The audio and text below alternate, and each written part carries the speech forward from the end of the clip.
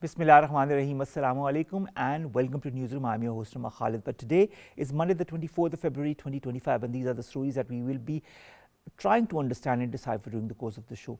We'll begin with the IMF talks on the 1 billion plus climate funding that have kicked off in Pakistan starting from today. A technical mission from the IMF has begun these discussions in Islamabad on Pakistan's request of over $1 billion in additional financing for climate resilience. How important is this funding? How can it be effectively used is what we will try to understand in our first segment. Our second story, ladies and gentlemen, concerns the 3 years of the Russia-Ukraine conflict. Today is day 1096 of that very conflict. A quick ceasefire without a long-term settlement in Ukraine is being pushed by the US and has had a lot of repercussions as far as the European countries is concerned. And what is going to happen as far as this conflict is concerned? Will it end as per a ceasefire, or will it not end because of a lot of opposition by Zelensky and the European countries? This is going to be our second story. Let's begin with our first, and that concerns climate financing, climate funding, this IMF mission that is here to okay this $1 billion plus climate funding for Pakistan, which will be part of the and supplement to the EFF that Pakistan has already been given by the IMF. We've been joined by two guests. Let me introduce them to you one by one. On my very right is Ejaz Ahmed Saab. He's a leading environmentalist from Pakistan. Thank you very much, Ejaz Saab, to have joined us. And of course, Dr. Khalid Waleed, who joins us after a long hiatus. He's an energy expert and is with us in the studios as well. We'll begin with Ejaz Saab. Ejaz Saab, this technical mission that is here from the IMF to to grant or to look at this 1 billion plus climate financing that Pakistan has required or asked for in addition to the EFF. How critical in your point of view is this assistance as far as climate resilience is concerned for Pakistan, or sustainability is concerned as far as the climate situation or condition in Pakistan is concerned? Well, I think it is very important to have a discussion with IMF or any other funding agency, although it is a loan, a soft loan, payable in 30 years, extendable for another 10 years or so. But I feel that, like mechanism like Green Climate Fund or the Global Environment Fund should come out and help Pakistan. Because the only, if we talk about 2022 floods, the damage that was caused was enormous, and still we are facing, the repercussions of that. Yes. So $40+ billion losses in the directly or indirectly. Such funds will help Pakistan in understanding, in providing support to the communities. But I think it is important to have a plan on where this money will go and how this will be spent. Instead of softer areas, there should be some fundamental support provided to the community, and establish reliable information base, database, which is very important for any planning process. We don't have correct information related to our population. So how can we plan for something for which we don't have a database?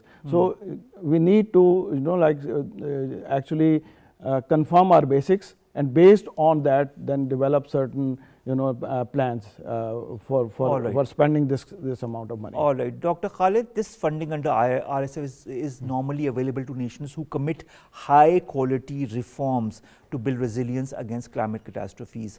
When you look at reforms, there are indications that talk about the Ministries of Planning and Finance that have prepared documentation for the Climate Related Public Investment Management Assessment, otherwise known as CPMA, for the upcoming budgets, in line with the policy advice given by the IMF and the World Bank.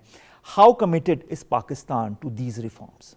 Well, keeping Pakistan's climate vulnerability in mind, Pakistan should be committed to climate reforms, and these sort of programs particularly the resilience and sustainability facility, it focuses on building institutional capacity of climate change, institutional capacity regarding the macro critical aspects of climate change, which in turn puts the external shocks to your economy. So it goes hand in hand with the structural reforms that have been done at the macro level, keeping in mind that climate change is now causing macroeconomic shocks to the economy. So these structural reforms and institutional arrangement in turn will try to reduce these shocks, particularly as mentioned by Ejaz Saab, the 2022 floods.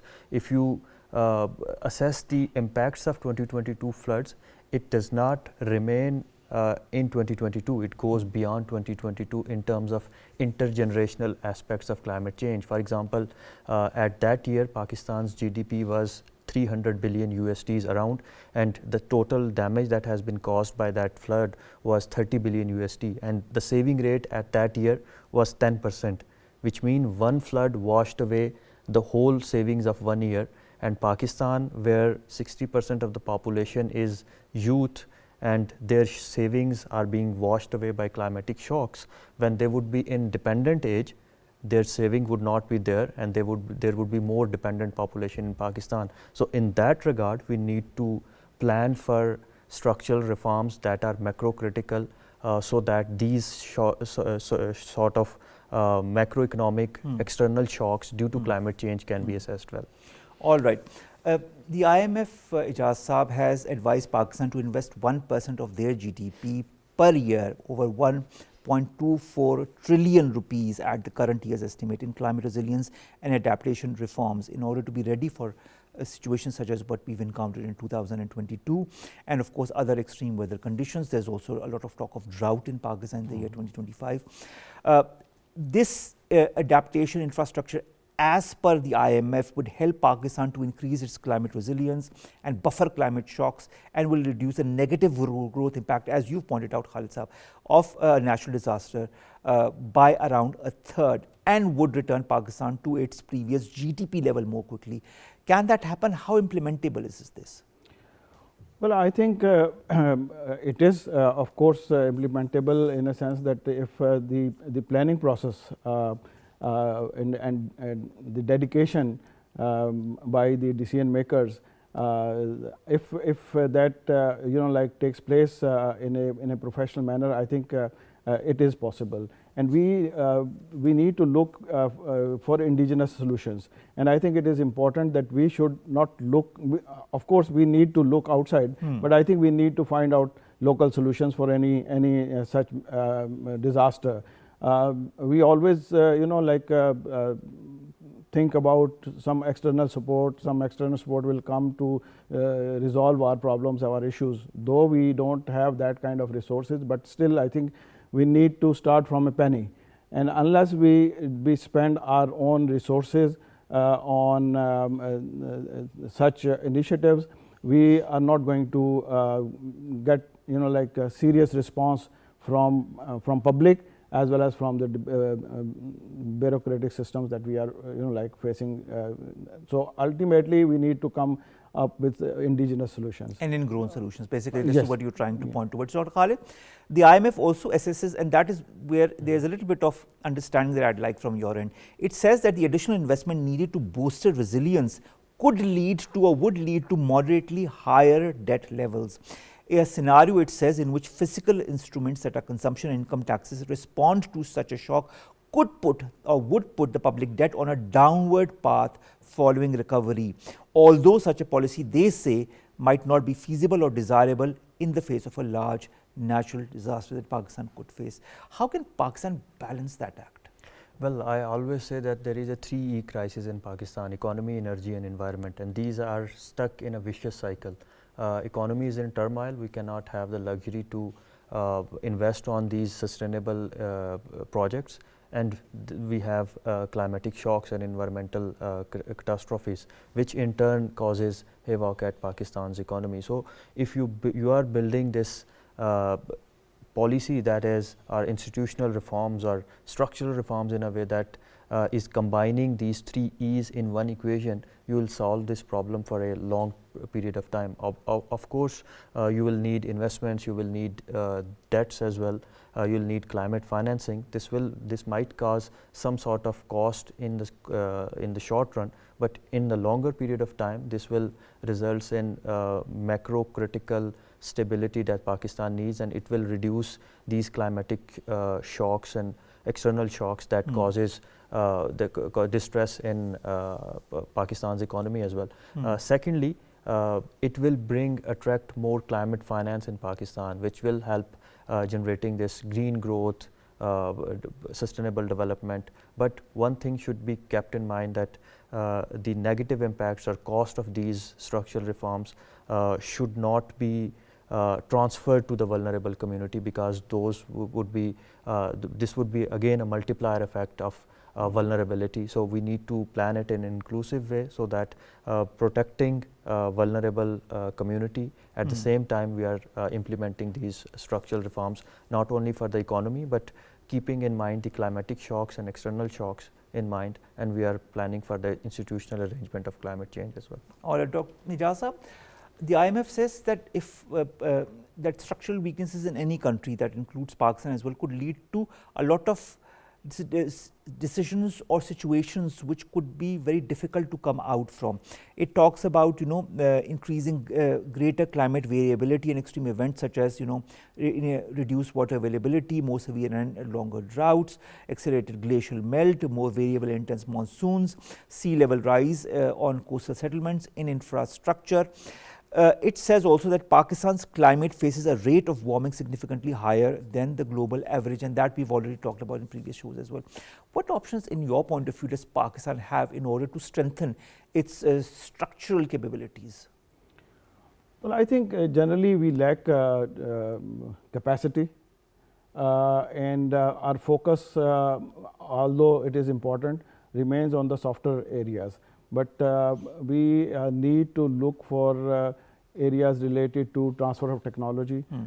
All those catastrophes that you have mentioned need some maybe sort of infrastructure, hardcore infrastructure, and that infrastructure we feel that there are not that kind of capacities available at the moment. So our focus should be on transfer of technology in order to cope with these. Maybe transfer of technology and then the local solutions. They need to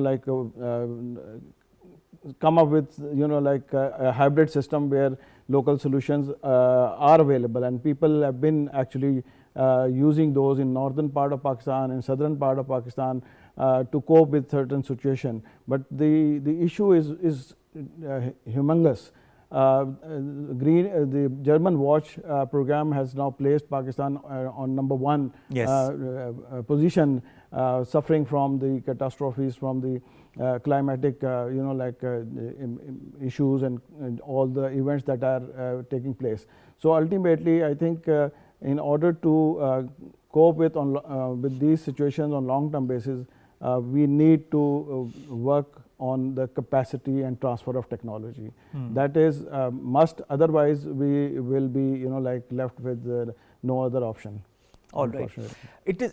All of this is very important, but also financing for Pakistan is extremely important in the especially because of all the tragedies that Pakistan has faced as a result of climate change. Dr. Khalid, the United Nations Secretary General Antonio Guterres says that Pakistan is a double victim, quote unquote, of climate chaos and of outdated, unjust global financial system that blocks middle income countries from accessing the resources they need for adaptation and resilience, quote unquote.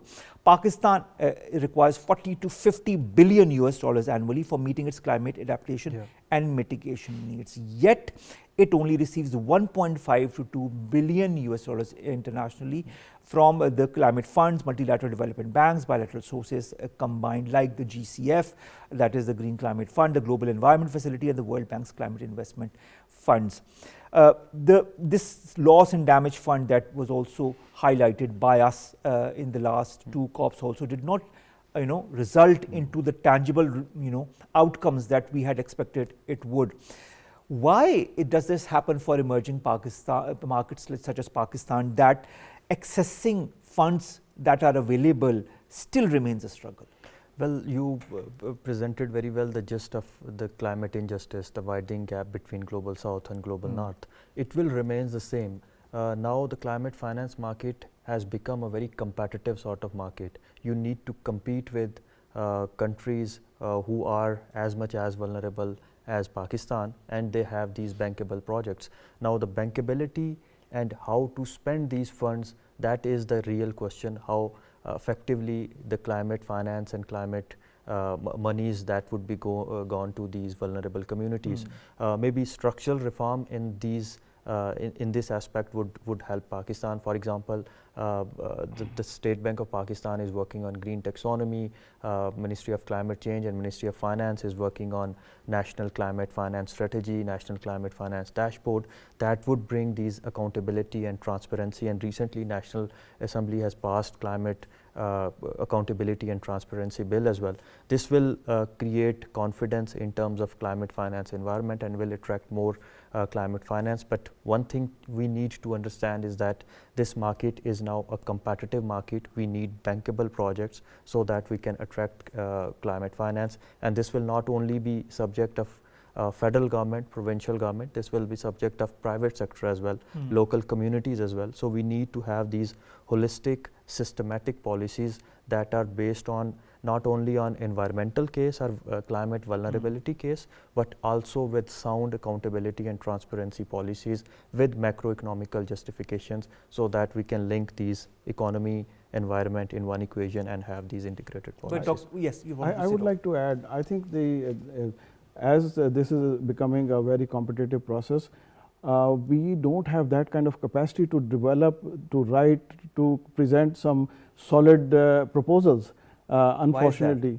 Because I mean, like there was a clean development mechanism where India, China, Brazil and few other countries, they were able to secure funds to achieve the targets in a much better way as compared to Pakistan. We did not build our capacity. Similarly, if you see Green Climate Fund, such a difference between Bangladesh, India and Pakistan. Exactly. So Pakistan 250 million and then 400, and Bangladesh is 441 million if I'm not wrong, and India is 752 million. Exactly. So unfortunately, we have not like worked on building our capacity to like present some good proposals on various climate related issues.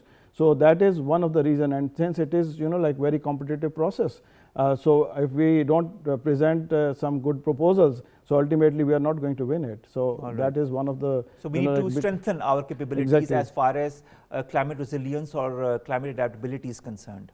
And how to write a good proposal, unfortunately. All right. Dr. Khalid, coming to good proposals, our Senator Syed Rehman also recently delivered a stark critique of the outcomes of COP29. She has urged Pakistan and other global south countries to rethink their approach when it comes to global climate action. She has called for urgent recalibration of the whole climate agenda. She warns that the world was far off track from its climate goals. It's certainly not the Paris, Paris moment anymore. That was the peak of multilateralism. But now, of course, as we all know, things are changing. How can we rethink as far as our approach towards climate action or climate financing is concerned? Well, the geopolitics always affects the financial landscape, particularly the climate finance landscape. But we need to understand one thing, particularly the global north needs to understand one thing, that now the climate vulnerabilities, they are part of this macroeconomics equation. From one end, the climate risk is causing economic risk. On the other hand, there is whole new market that is being built on climate change, that is sustainability market, you name it, electric vehicles, energy transition, renewable energy transition, circular economy.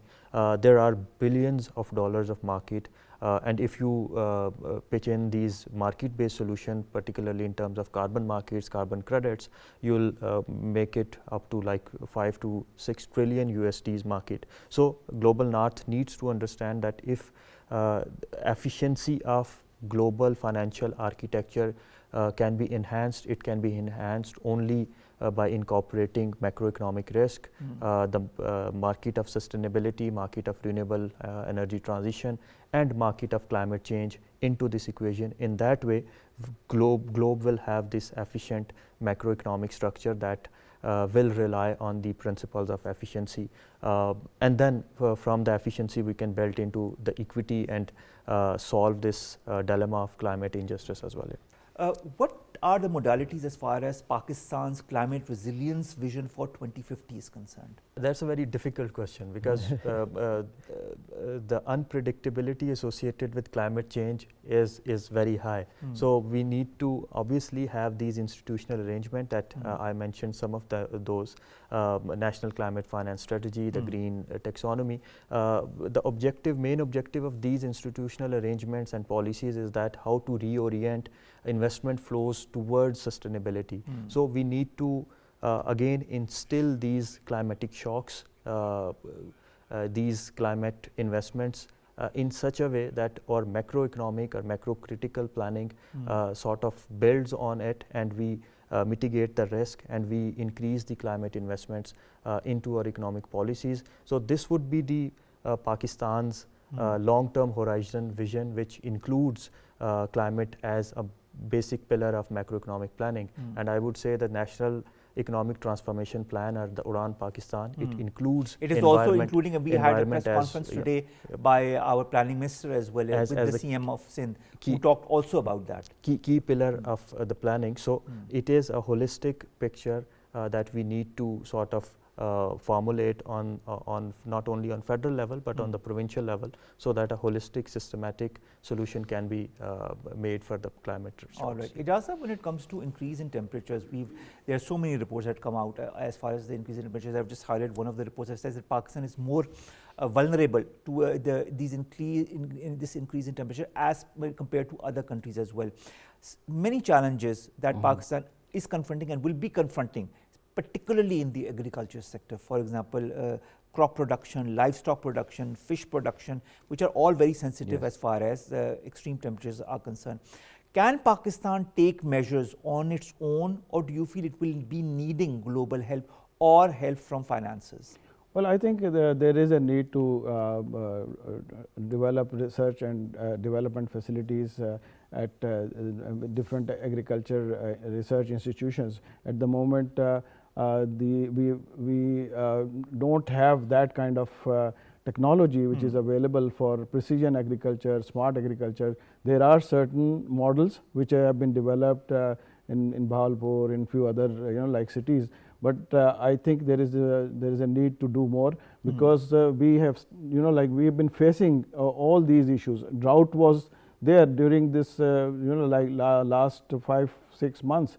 We did not have rain from September till February. True. So the drought condition already started. There was like a report from Pakistan Meteorological Department that we got about 50% less rains in Sindh, 40% in Punjab, and 45% in Balochistan. And ultimately, this was the season for wheat crop, which is staple food. So, of course, there will be a lot of like problems related to the food security because of the drought season. That we actually still, I think this drought is still going on, in a sense that we only had one rain about a week ago. So there is a need to look for the seed, the quality of seed, drought resistant like seed. There are different actually varieties of rice which are being grown in India, in China, on saline soil.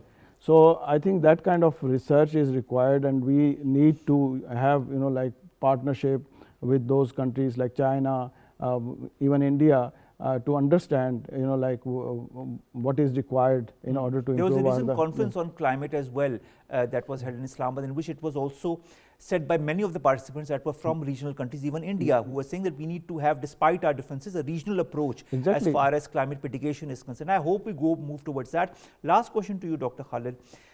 Can we fix climate finance with mitigation as the target?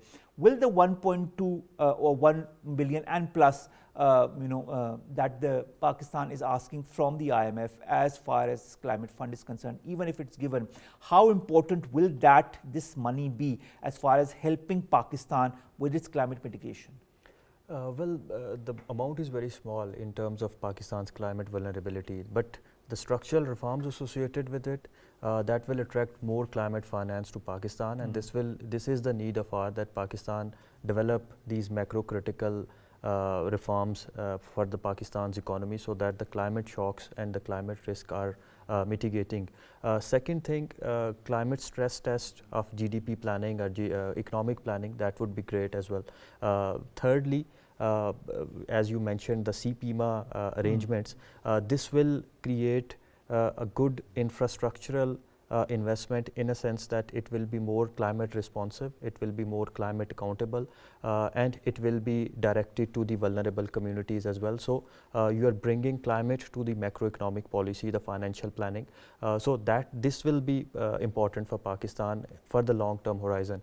Lastly, it will again start this virtuous cycle of economy and environment, in a way that more climate investments will come if these initiatives and these institutional arrangements are there. So Pakistan can build Pakistan's economy on these climate investments. That would be beneficial for Pakistan's economy as well as Pakistan's climate vulnerabilities as well. All right, thank you to both of my guests, Dr. Khalid, Waleed, energy expert, as well as Ejaz Ahmed, leading environmentalist, who have talked to us about this climate fund that of course Pakistan is requesting from the IMF, for which a team is here in order to assess that and discuss with different authorities in Pakistan as to the viability of this fund if and when it's given. But of course, what is important is to look at the bigger picture on how Pakistan and other regional countries need to move forward in order to stabilize their countries free from external debts and external financing, something that would be homegrown or regional, grown on a regional level, in order to look forward to 2025 and 2030 as years where these regions are at least able or capable to mitigate such tragedies or extreme weather conditions that could happen. Thank you very much again to both of my guests. We will be back after a short break. Stay tuned.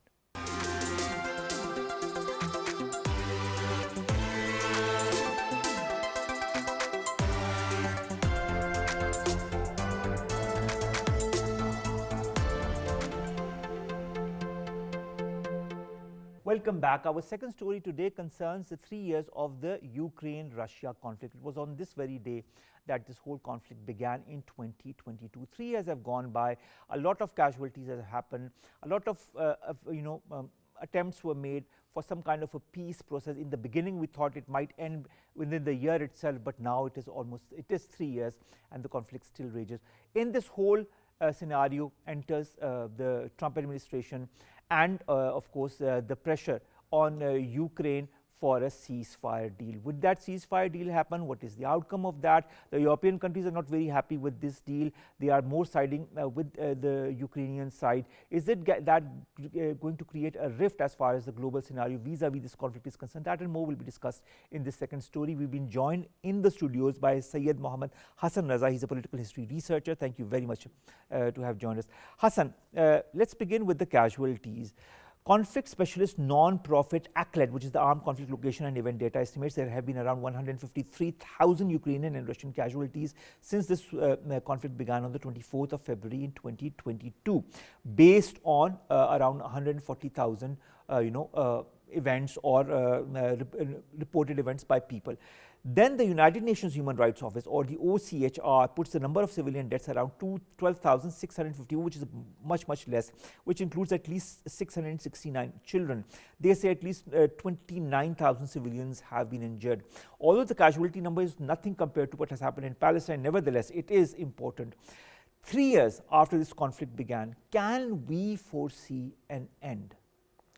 Well, first of all, any loss of life is not a good thing. It's quite unfortunate that people are dying, but yes, compared to the conflict in Palestine, the number of civilian casualties in this one is quite low, which is a positive sign.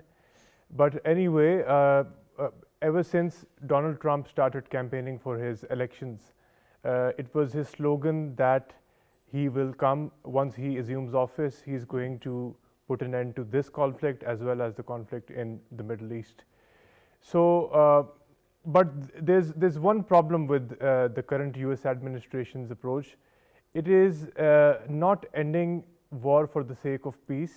It is treating Ukraine and Russia conflict as something which can be used as a bargaining chip, as something that is transactional. Whereas the previous would you like to explain this transactional mechanism that you have just yes. highlighted? So I'll go over it eventually. So like recently, Donald Trump has asked the president of Ukraine to return $500 billion that yes. The US has given to Ukraine in form of military aid. So military aid was not a loan, it was a grant, and it was not given with the intent of receiving back. So also recently Donald Trump is also trying to put pressure on the Ukrainian president that he should give up control of his half of the minerals of Ukraine and basically allow America to have a major share.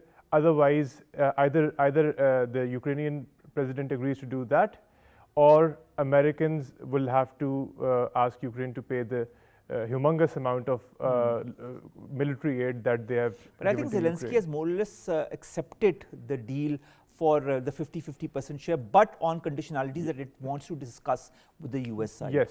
So his condition is that he's willing to grant US access to the rare minerals, and those minerals are not just any ordinary minerals or metals. They consist of uranium, lithium, and uranium is used in military technology, in nuclear technology. Lithium currently it has high demand in the world because it is used to make electric vehicles, batteries, and we saw that even in Afghanistan the United States was interested in lithium, and there are reports that the US forces while they were sitting there in Kabul, they extracted a lot of lithium from that country, and having access to Ukrainian minerals can lessen America's dependence on China. So Trump is very anti-Beijing. So one reason why he is trying to pursue an appeasement policy towards Russia is because he wants Russia to move away from China and join the Western camp, as it was doing early in 2010-11 until the crisis in Ukraine flared up in 2014. So if you have listened to Trump's earlier speeches and talks and interviews, he always says that Russia and China, when joined together, and Iran and North Korea, all of the so-called pariah states in the eyes of the West, if they join hands together, they can pose a very great threat to the Western world order. So he doesn't want that.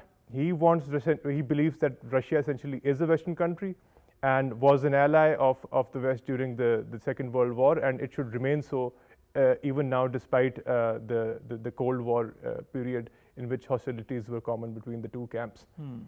All right, this is interesting, but when it comes to this whole recent developments as far as Ukraine is concerned, even Russia has said that a quick ceasefire without a long-term settlement in Ukraine being pushed by the US was unacceptable. And Kiev or Zelensky more or less is also saying the same, that it should not be just a ceasefire for the sake of ceasefire. There should be a proper agreement on how this war is going to end and what are going to be the eventualities as far as war is concerned. What option could be acceptable by Russia, either Russia or Ukraine or both in this context? So there's a very interesting development that happened recently. US brought up a draft proposal of its own against the one that already exists in the UN. And this draft proposal is going to be presented in the UNGA and then at the United Nations Security Council. Exactly. So it's very concise, and there's one thing that is different from the one promulgated by the UN is that it doesn't mention that Russia has to withdraw the territory it has occupied so far. So it basically says that perhaps the West or the not the West, I would say, just the United States, maybe they would allow some territorial concessions in Ukraine to Russia. And if that sort of settlement takes place, this cannot be a win-win situation for everyone. The losing party in this arrangement is going to be definitely Ukraine, not Russia. But recent talks in Riyadh that took place, over there, they didn't mention anything about whether Russia is going to, keep the territories that it has occupied. And if a ceasefire takes place as the things are right now, then things are going to go in the favor of Russia, because you see in the Korean War, the line where the forces were basically confronting each other, that line was, the ceasefire line was declared as the boundary between the two countries. So over here, such an arrangement can be, is a possibility. That those areas that have been annexed by Russia will continue to be part of Russia, and the rest will continue to remain. Exactly. So the ceasefire line as of now, if that is declared an international border recognized as such by the General Assembly and the Security Council, this would go in Russia's favor. All right. So what about the United Nations General Assembly resolution that, of course, US is pressurizing that its version of this resolution should be passed and not the version that is being backed by Ukraine? And secondly, before that, there's going to be a vote on the same resolution by the United Nations Security Council as well. And although US has a very important influence on that, but there are other countries that are part of the UNSC as well. Will it pass through the UNSC? Will it pass through the UNGA? Because all of this is going to happen today as we speak, but there's a difference of hours, so it hasn't happened as of yet. Yes, so they've left a blank about this question, and UNSC vote is going to matter more than the General Assembly, because in such matters it takes greater precedence. In the UNSC, the US has a bunch of allies among the non-permanent member states. Pakistan is one. Pakistan is one, and the rest of the countries are basically neutral.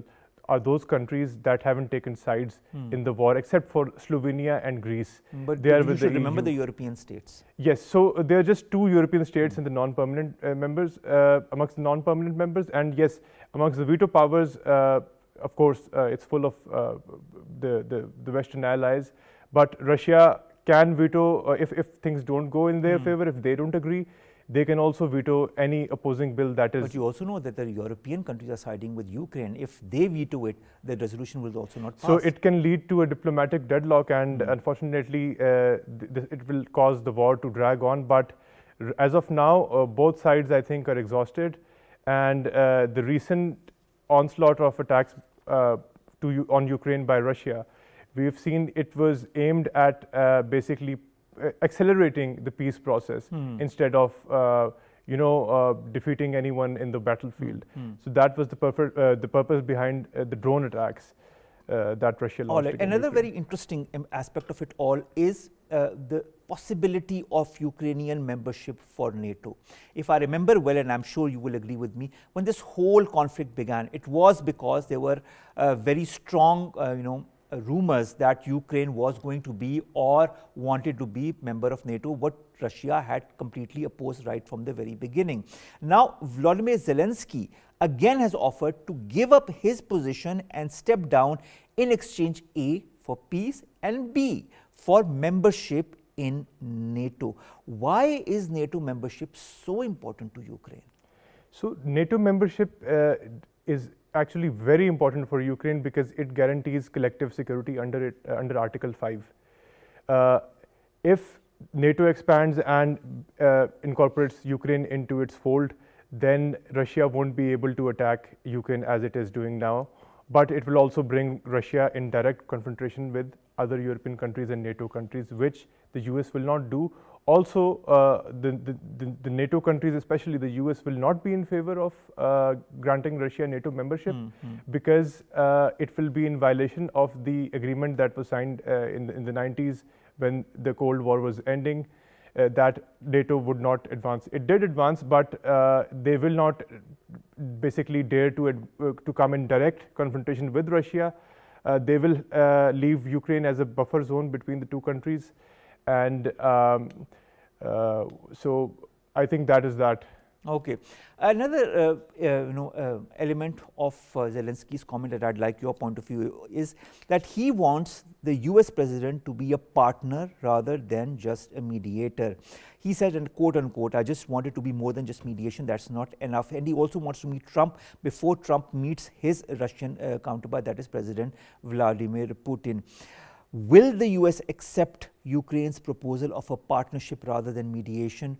Will a probable meeting, if it happens between Zelensky and Donald Trump, yield any results? So far, the pattern has been that Trump is not willing to make any compromises.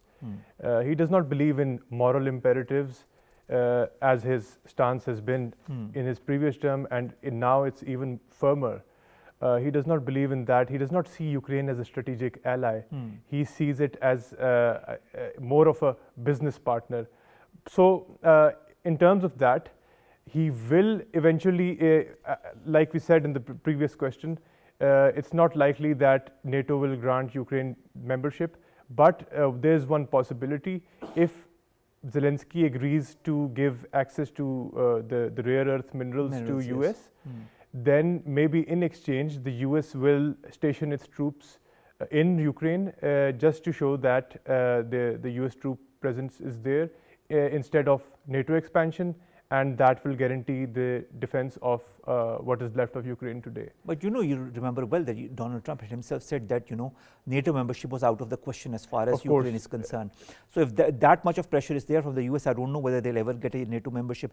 This said, United Kingdom Foreign Secretary David Lammy says that London will unveil a significant package of sanctions against Russia today, which marks 3 years, of course, as I said in the beginning, to the conflict between Russia and Ukraine. They are going to ban entry to individuals who provide significant support to Russian side or owe their wealth to the Russian state. The individuals with access to the highest levels of Russian government would also be included in the ban, which could include some senior politicians, some government officials, business people. Will such bans be emulated by other European countries in your point of view? France and Germany are even in support of stricter bans and sanctions. But in the last 3 years, these sanctions have not worked. Russia has found mechanisms and ways to bypass them through Turkey, through Central Asian countries that fall under the Eurasian Economic Zone. Russia basically, we've seen that its economy is actually showing healthy growth in the past 2-3 years. So the sanction mechanism is not that effective. But we have to wait and see, because very soon the French president along with the British Prime Minister are going to the US. They are going to, yes, they are going to have a landmark meeting with the President of the United States. And that meeting is basically, the main agenda of that meeting is going to be the war, the peace process, how to conduct the peace process between Russia and Ukraine. So that will determine any future course of action which Britain and France and the United States might take. All right. Final question. I mean, again, also concerning this whole situation and 3 years to it. The European Union Council President says he has called a special European Council for the 6th of March to discuss Ukraine and European defense. He says that he is going to consult with other European nations to seize a shared commitment to strengthen European defense and contribute to the long-term security of Ukraine. Do you think this development is going to concretize itself in the long term, with the US, of course, standing more or less in certain opposition to it? This can work in the short run. It can work for a short period of while, but not in the long run, because 60% of the military aid to the NATO is being given by US, not the European countries. And some of them, like Germany, are not even giving 2% as agreed in the NATO statute, that 2% of their budget should be spent on defense. So some countries are not even doing that, which is Trump's grievance against these European countries. So they have, the statements have been floated around that Europe, in spite of America, will give military aid and support to Ukraine for the war effort and keep the war machinery running. This can happen only for a few months or perhaps for a year, but not longer than that. It will not persist. I think next month is going to be a decisive month for this war, because global leaders are going to meet and get together and basically decide this matter. And recently there have been elections in Germany, so what the stance of the new German government is going to be, that is also going to be a decisive factor. Will it side with the US? Will it side with the European nations? Is a huge question mark that is on the lips of a lot of people, because we don't know what the future of this ceasefire deal and this conflict is going to be, because there are a lot of countries that are taking one side, and we have the US and other countries that are taking another side. But in this whole context, Russia launched 267 drones on Ukraine overnight, which was a record for a single attack since the February 2022 beginning of the conflict. And of course, Ukraine also launched drones, but not as much as Russia. Do you feel that Russia has more or less been emboldened to some extent by the US stance on this current conflict, and do you feel this is going to continue, such kind of an onslaught could continue in the coming weeks as well, if there's not a solution? It is likely to continue in the coming weeks before the negotiations actually take place. So the first round of talks were held in Riyadh. The second round will be held held somewhere else, but the place has not been announced yet. So Russia would like to sit on the negotiation table with a stronger position, so that they have more to bargain.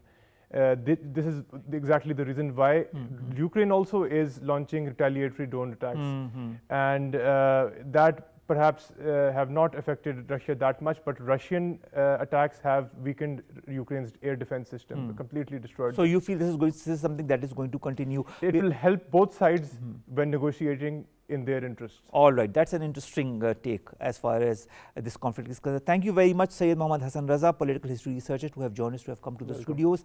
This brings us to the end of today's newsroom. We'll see you inshallah tomorrow with news story segments that pertain to us here in Pakistan. Stay safe. Allah Hafiz.